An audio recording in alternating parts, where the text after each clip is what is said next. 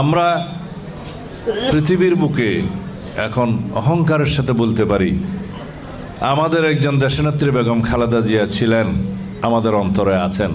তিনি আজ আমাদের মধ্যে বেঁচে নেই, কিন্তু সারা পৃথিবীর গণতন্ত্রকামী মানুষের মাঝে, তাদের অন্তরে, সারা বাংলাদেশের সমস্ত মানুষের মধ্যে তাদের অন্তরে তিনি স্থান পেয়েছেন চিরস্থায়ীভাবে।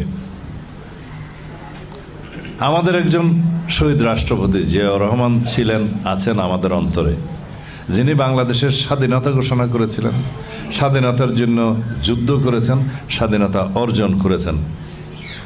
যখনই এই দেশের স্বাধীনতা হুমকির মুখে পড়েছে, তিনি সেই স্বাধীনতা সার্বভৌমত্বকে রক্ষা করেছেন, উদ্ধার করেছেন।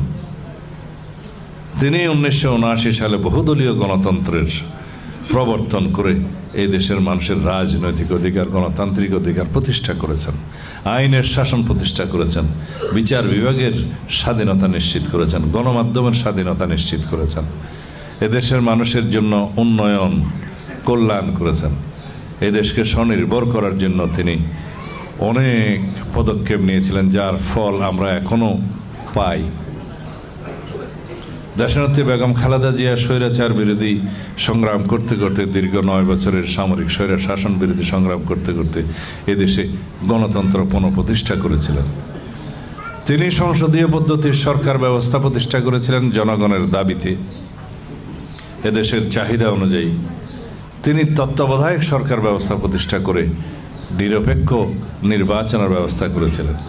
অপরপক্ষে আওয়ামী লীগ, ফ্যাসিস্ট শেখ হাসিনা এবং তার পিতা সবসময় বাংলাদেশে গণতন্ত্র হত্যা করেছে, গণতন্ত্র ধ্বংস করেছে এবং এদেশের মানুষের অধিকারকে কেড়ে নিয়েছে। একদলীয় শাসন ব্যবস্থা, এক ব্যক্তির স্বৈরতান্ত্রিক শাসন ব্যবস্থা প্রতিষ্ঠা করেছে। তিনি তত্ত্বাবধায়ক সরকার ব্যবস্থা, এই ফ্যাসিস্ট শেখ হাসিনা বাংলাদেশের সংবিধান থেকে বিলুপ্ত করে দীর্ঘ 15-16 বছর এই দেশে একনায়কতান্ত্রিক শাসন ব্যবস্থা চালু করেছিলেন।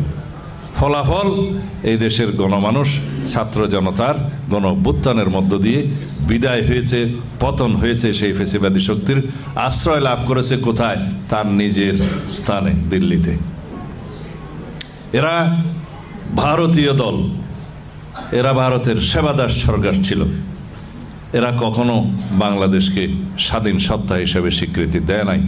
মুখে গণতন্ত্রের কথা বললেও তারা এদেশের মানুষের গণতান্ত্রিক অধিকার হরণ করেছে।